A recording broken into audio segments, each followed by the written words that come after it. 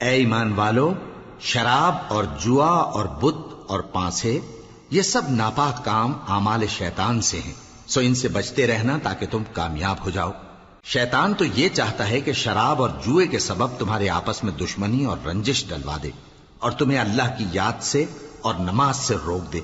تو کیا تم لوگ ان کاموں سے باز آؤ گے؟ اور اللہ کی فرما برداری اور رسول کی اطاعت کرتے رہو اور ڈرتے رہو۔ اب اگر منہ پھیرو گے تو جان رکھو کہ ہمارے پیغمبر کے ذمے تو صرف پیغام کا کھول کر پہنچا دینا ہے۔